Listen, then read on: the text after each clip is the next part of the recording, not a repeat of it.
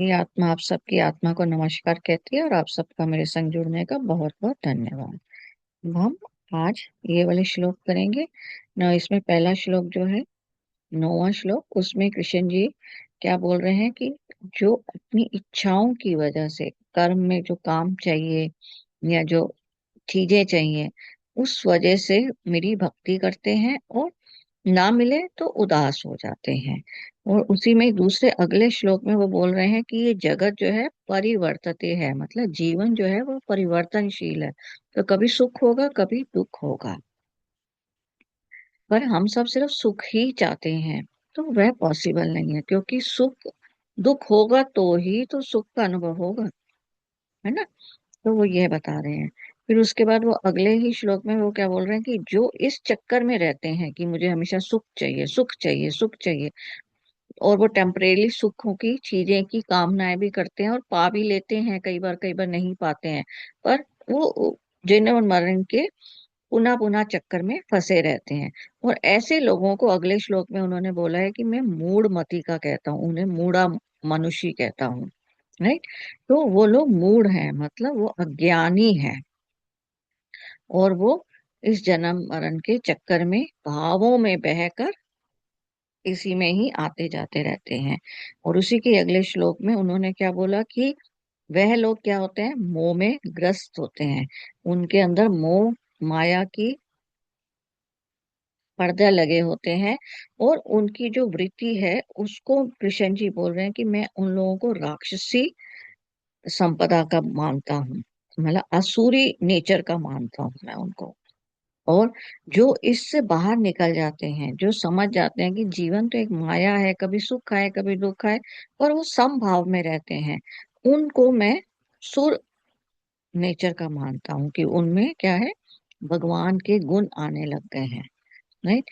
फिर उसी के अगले में वे क्या बोल रहे हैं कि मुझको पाने के लिए, मतलब सुख को पाने के लिए तीन मार्ग हैं, ज्ञान मार्ग, भक्ति मार्ग या कर्म मार्ग। तो ये लास्ट के तीन श्लोक में वो यही बता रहे हैं, 14, 15, 16 में, कि मुझको पाने के लिए ज्ञान मार्ग है, भक्ति मार्ग है या कर्म मार्ग है। और लास्ट में अगर 16वें श्लोक में देखें तो उन्होंने बोला कि मैं ही कृतु हूँ, मैं ही धृत्य हूँ, मैं ही स्वधा हूँ। राइट। और मैं ही अग्नि हूँ, है ना, अहम अग्नि रहम। तो मैं ही अग्नि हूँ, मैं ही मंत्र हूँ। तो वो देखिए हर चीज में सिर्फ कह रहे हैं कि मैं हूँ, मैं हूँ, मैं हूँ। अब हम इन्हें डिटेल में समझते हैं कि वो कहना क्या चाह रहे हैं। अब इन सब श्लोकों को अगर हम ध्यान से देखें, एक्चुअल में हम क्या चाहते हैं, हमेशा हम लोग जिंदगी में सुख चाहते हैं, है ना। कोई चीज को ये हम लोग सुख के लिए भड़क रहे हैं, भाग रहे हैं। तो अब सुख के लिए भाग रहे हैं तो उसका पर्पस क्या है, मतलब कि जो इस समय मैं खुद हूँ उसको, उसमें मुझको संतुष्टि नहीं है, तभी तो मैं किसी और चीज के लिए भाग रही हूँ ना। तो मतलब अपने आप में जो अभी आप हैं, अपनी प्रेजेंट सिचुएशन में जो आपकी नेचर है, जो आपका व्यवहार है, आप उससे संतुष्ट नहीं है, तभी तो आप किसी चीज की कामना कर रहे हैं। जब आप अंदर से अपने आप से संतुष्ट हो जाएंगे कि आपकी जैसी शक्ल है, आपका जैसा व्यवहार है, आपके अंदर उस चीज की जब तड़प खत्म हो जाएगी किसी और चीज की, क्योंकि आपको अपने आप में ही पूर्ण लगने लग जाएगा कि मैं तो पूर्ण हूँ, मैं तो पूरी हूँ, मैं जैसी हूँ बहुत अच्छी हूँ, तो आपकी ये इच्छाएं ऑटोमेटिकली खत्म हो जाएगी। अब ये इच्छाएं हमारे को प्रभाव पड़ता किस वजह से है, इनका प्रभाव पड़ता है क्योंकि हम अभी क्या करते हैं, हम बिहेव करते हैं दूसरों के हिसाब से, हम अपने हिसाब से बिहेव नहीं करते। दूसरे ने बोला कि तुम्हारे पे आज ड्रेस अच्छी नहीं लग रही, तो हमारे मन में ये एक पॉइंट कहते हैं ना, चुपता रहता है।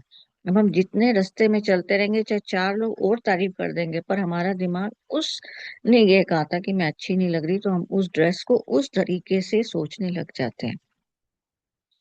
तो इन सब को निकलने के लिए हम, उन्होंने बोला है कि आपको क्या है, बुद्धि, बुद्धि में हूँ, धृति भी मैं हूँ।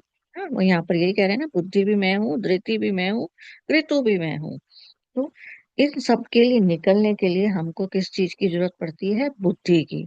और बुद्धि किससे आती है, स्वाध्याय और सत्संग से। जैसे अभी आपको इतना ज्ञान हो गया, अब आपके दिमाग में बैठ गया, ये धीरे धीरे क्या होगा, आप इस ज्ञान को यूटिलाइज यूज करने में लग जाएंगे। तो उन्होंने क्या बोला कि हमेशा बुद्धि तो चाहिए ही चाहिए। तो बुद्धि एवं धृति, बुद्धि और धृति में डिफरेंस क्या है वो अब हम समझते हैं। तो बुद्धि मतलब क्या है, आप निर्णय ले रहे हैं, है ना, निर्णय लेने की क्षमता आ गई है आप में, तभी तो आप बुद्धि होगी, तभी लेंगे ना। तो निर्णय लेने की क्षमता आ गई। धृति क्या है, कि उस निर्णय पे टिके रहने की क्षमता आ जाए, उसको हम बोलते हैं धृति। अभी हमारा क्या होता है, अगर हम कभी कुछ निर्णय लेते हैं पर हमको चार लोग उस पे कुछ पॉइंट्स फिंगर आउट कर देते हैं कि ये नहीं, ऐसे हो सकता है, वैसा हो सकता है, तो हम लोग क्या करते हैं कि हमारा वो निर्णय जो होता है वो डगमगा जाता है। तो मतलब हमारी धृति जो है वो डगमगा गई। तो बुद्धि से हमने निर्णय लिया और धृति से हमने उस निर्णय पे टिके रहने की क्षमता आ जाना, उसको हम बोलते हैं धृति। तो बुद्धि और धृति ये है। और बुद्धि किससे आएगी, ज्ञान से। तो ज्ञान होने से ही सिर्फ कार्य नहीं होगा, ज्ञान को यूटिलाइज करो बुद्धि के थ्रू, और उस ज्ञान के हिसाब से अपने जीवन में परिवर्तन लाओ धृति के थ्रू। मतलब नहीं, अब मेरे को ऐसे ही डिसीजन लेना है, because I have understood all the things. मुझको समझ आ चुका है कि कैसे जीवन को जीना है। तो ऑटोमेटिकली जब जब बुद्धि का विकास होता जाता है तो हमारी चेतना का एक्चुअल में विकास हो जाता जाता है। चेतना क्या है, आत्मा का प्रकाश। तो मतलब हमारे अंदर बॉडी के प्रकाश का विकास होने लग जाता है। हम ऑटोमेटिकली क्या होते हैं, हमारा आत्मविश्वास बढ़ने लग जाता है। तो आत्मविश्वास कहाँ है, मणिपुरा चक्र में, विल पावर है ना, राइट। तो उससे नीचे वाले में कल मैंने यही कहा था, इसीलिए कि कल मैंने क्या बोला था कि नीचे के चक्रास जो है वो क्या है, इमोशंस है। इमोशन मतलब एनर्जी इन मोशन। सामने वाले ने आपको गुस्सा किया, आपके अंदर वो गुस्से का भाव चला गया, वो एनर्जी का भाव चला गया, और अब आपका बेटा लेट इट भी सामने आया और आपने उसको क्रोध कर दिया। तो आपने वो वाली फीलिंग कहाँ निकाल दी, तो फीलिंग आप हृदय से निकाले, क्योंकि आपको गुस्सा आया हुआ था। तो आपने इमोशन कौन सा धारण किया, गुस्से का, और क्रोध कर दिया, क्रोध की फीलिंग को निकाल दिया। तो इस तरीके से मैंने बोला था कि नीचे के चक्रास क्या है, वो चीज को पकड़ लेते हैं। तो आपका क्या है, आप आसपास के एनवायरनमेंट से जो भी विचार आ रहे हैं, अगर आप ऊपर की चक्रास में ही रहते हैं तो वो विचार आते हैं और चले जाते हैं, आपको अफेक्ट नहीं करते। जो हम आजकल मेडिटेशन में बोलते हैं कि विचारों को आता जाता देखो, तो मतलब वो आपको प्रैक्टिस करा रहे हैं कि आप जीवन में रहते हुए अपने विचारों को आते जाते देखो, और उसमें से जिस विचार पर हमें काम करना है बुद्धि से, उस विचार पे काम करिए। अदरवाइज कोई कह रहा है, कोई नहीं कह रहा है, कोई इस तरीके से सोच रहा है, नहीं सोच रहा है, आपकी बुद्धि उसका विश्लेषण नहीं करेगी। अब लास्ट के श्लोक में और कृष्ण जी ने क्या कहा था, मैं ही अग्नि हूँ। अब अग्नि कहाँ है, मणिपुरा में। तो इसलिए उसमें हम लोग अग्नि, उन्होंने मैं ही अग्नि क्यों कहा, मतलब अग्नि एक्चुअल में क्या, आत्मा, राइट। तो उन्होंने एक्चुअल में क्या बोला, हर जगह मैं जहां पर बोला है, उसका मतलब क्या है कि वो बोल रहे हैं कि आपके अंदर की आत्मा मैं हूँ। मतलब वो क्या बोल रहे हैं कि जो आपके अंदर आपकी आत्मा है, उससे टॉक करना शुरू करो। और अगर आप ध्यान देंगे, आप जब भी कोई कार्य शुरू करने लगे हैं ना, एक इंटरनल आवाज जरूर आती है कि ये कार्य सक्सेसफुल होगा या नहीं होगा। एक हल्की सी आवाज जरूर आती है, पर हम आसपास के माहौल के हिसाब से आगे बढ़ जाते हैं। तो वो इंट्यूशन कहलाती है। पर एक बार आत्मा आवाज जरूर देती है। तो जब जब हम जितना आइज बंद करके अपने अंदर की आवाजों को सुनने के कोशिश करना शुरू करते हैं, उतना उतना हम लोग क्या होते हैं, एनर्जी फॉर्म में ज्यादा जीने लग जाते हैं। तो एनर्जी क्या है, वेव की तरह, विचार क्या है, वेव है, एनर्जी क्या है, वेव है। तो ये चीजें क्या, वेव है। तो वेव की फॉर्म में रहोगे तो मतलब कहीं से भी निकल जाओगे, हवा की तरह हो गए ना वेव, मतलब कि आप कहीं से भी निकल गए। तो आप वेव फॉर्म में रहेंगे। अब अगर आप देखें तो ईसीजी होता है, तो उसमें क्या होता है कि वेव की फॉर्म में तो दिखाते हैं हमारी हार्ट बीट्स, है ना, ऊपर नीचे ऐसे हार्ट बीट्स ऐसे ही दिखाई जाती हैं। तो ऊपर के चक्रास में आप एनर्जी फॉर्म में रहते हो, मतलब इलेक्ट्रिक करंट की तरह। नीचे के चक्रा में क्या है, आप पकड़ के रह लेते हो। मैग्नेट क्या करता है, चीज को पकड़ लेता है ना, चुंबक की तरह खींच लेता है। तो इसलिए नीचे के चक्रास को मैग्नेट कहा जाता है। इसलिए इनको क्या, हृदय से जब आप उसका सोल्यूशन करते हो, जब आप फीलिंग जो आउटपुट निकालते हो, उसको इलेक्ट्रोमैग्नेटिक वेव कह दिया जाता है। तो हमारा क्या होता है कि हमारा जो विचार है और हमारा जो नीचे के उस विचार को हम जो कन्वर्ट कर रहे हैं, वो दोनों ही दिल से हो जाते हैं जब, मतलब विचार भी वही है और जो मेरी फीलिंग है वो दोनों एक हो जाती हैं। तो हमारा क्या होता है, वो वाली चीज इमीडिएटली हमको मिल जाती है, उनको जिसको हम बोल देते हैं ना मैनिफेस्टेशन। तो अब यहाँ पर एक्चुअल में अग्नि का मतलब अब क्या है, अग्नि का काम क्या होता है, अग्नि की अगर लो को देखो तो हमेशा ऊपर की तरफ जलती रहती है, मतलब प्रकाश ऊपर की तरफ करती रहती है। तो इसलिए कृष्ण जी ने क्या कहा है कि मैं अग्नि हूँ। और अग्नि का काम क्या होता है, हर चीज को जलाकर राख कर देती है।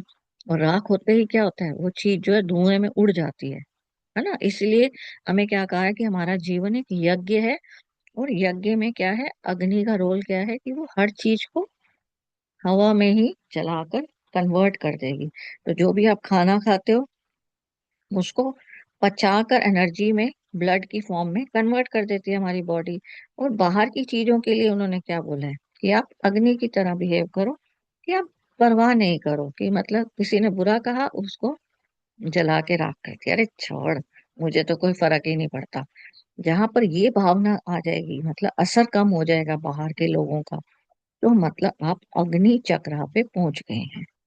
और अग्नि चक्रा पे पहुंचते ही क्या होता है, आप ऊपर के चक्रास में रहते हैं, मतलब अपने संस्कारों को क्या कर दिया, बायकॉट कर दिया ना, आप ऊपर आ गए।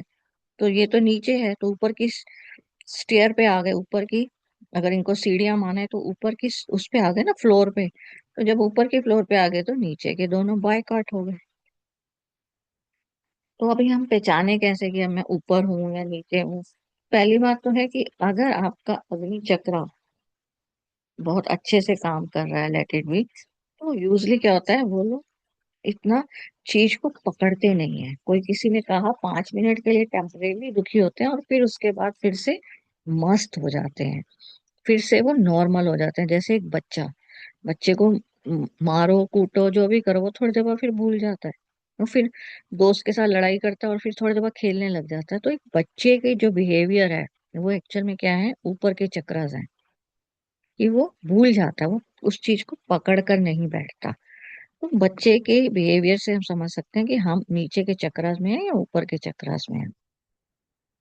तो अगर आप सपोज लेट इट बी मूल धारा में है, तो अब क्या होता है, वहां पर मोस्टली हमारे पास क्या रहता है ना, कुछ कुछ प्रश्न रहते हैं, जैसे कब, क्यों, कैसे, क्या, कौन, मुझे ये करना है पर कैसे करूं, ऐसे हो जाता है ना, मुझे ये करना है पर कौन मेरी हेल्प करेगा।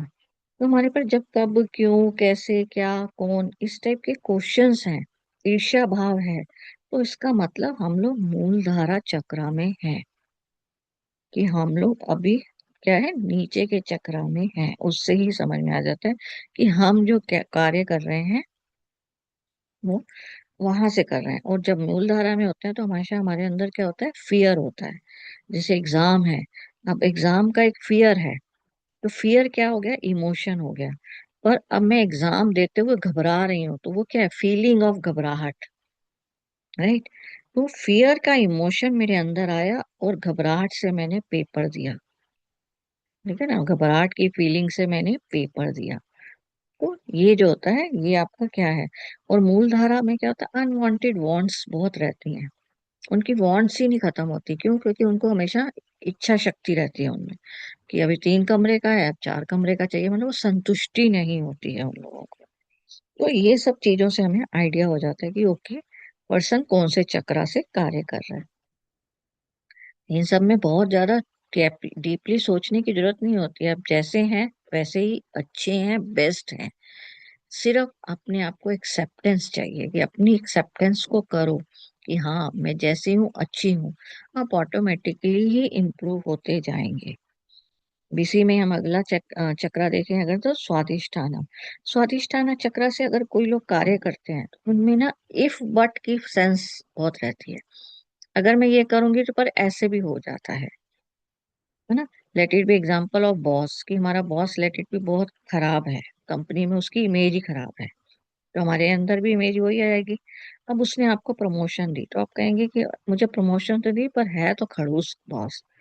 इफ एंड बट जब खत्म हो जाता है तो मतलब आप स्वादिष्ट आना चक्रा से बाहर आ गए हैं। और मणिपुरा चक्रा में अगर जो पर्सन होंगे, अगर उनकी नेचर में क्या होता है बेपरवाह टाइप जैसे कह सकते हैं, कि मतलब उनको क्या होता है बिंदास होते हैं, वो वर्ड बोल सकते हैं। उन लोगों का क्या होता है बिंदास की नेचर होती है।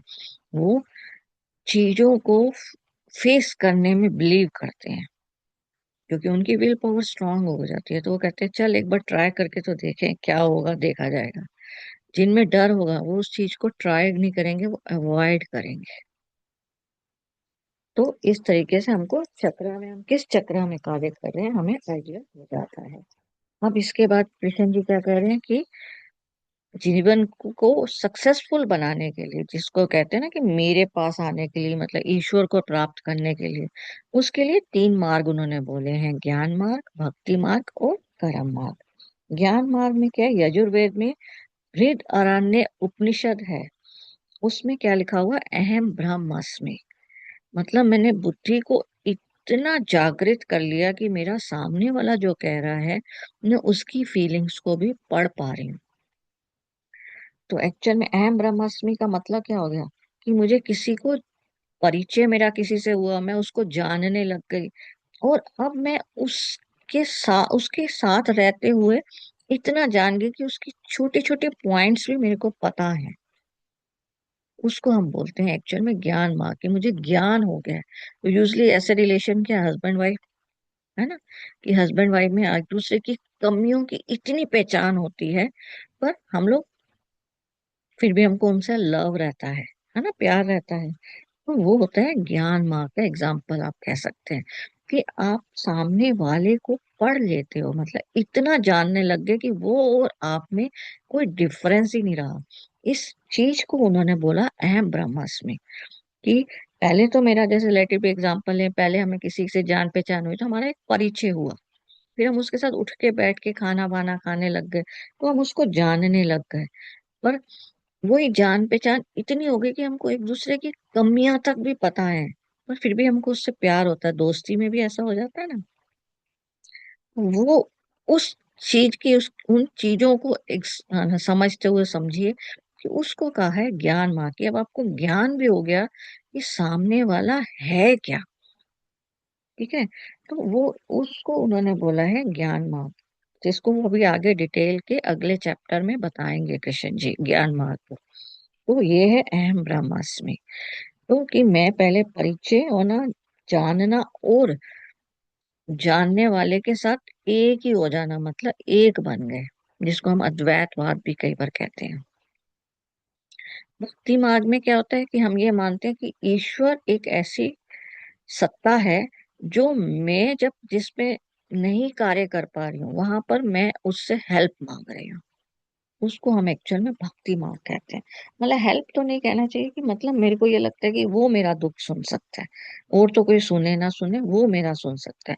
आजकल धीरे धीरे ये हो गया कि हम उसमें क्या करने लगते हैं, हम डिमांड्स करने लग गए हैं कि 10 रुपए चढ़ाए और कह देंगे हमको BMW दे दीजिए। ऐसे ही होता है ना मंदिर में जाके। पर वह ना होकर भक्ति मार्ग को एक्चुअल में समझाया गया है कि जिसमें हमारे में दो की भावना रहती है, कि मैं उसका अंश हूँ, मैं उससे ही निकल कर आई हूँ पर मैं वो नहीं हूँ।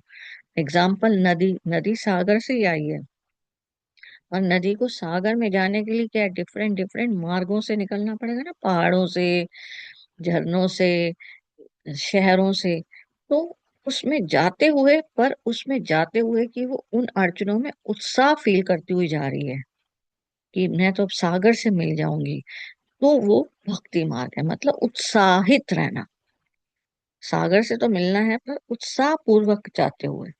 तो उसमें सबसे बड़ा एग्जाम्पल है मीरा जी, चैतन्य जी। मीरा जी का एग्जाम्पल देखिए, मीरा जी में कितनी पावर आ चुकी थी कि उन्होंने अपना पूरा बॉडी समेत अपने आप को कन्वर्ट कर लिया था एनर्जी फॉर्म में। भक्ति कितनी चरम सीमा में थी, उनको जहर दिया, उन्होंने उसको भी हजम कर लिया था। और उनको कोई राग द्वेष नहीं था कि मुझे राणा जी ने दिया या नहीं, वो अपना बस भक्ति में बिजी रहती थी, मेरे तो गिरधर गोपाल, मेरे तो गिरधर गोपाल, है ना। तो भक्ति मार्ग वो कहलाता है। कर्म मार्ग जो हम लोग क्या करते हैं, जो हम कृति, जिसमें हमें एग्जाम्पल दिया है उन्होंने, कृति का, धृति का, है ना, धृति होता है घी, है ना।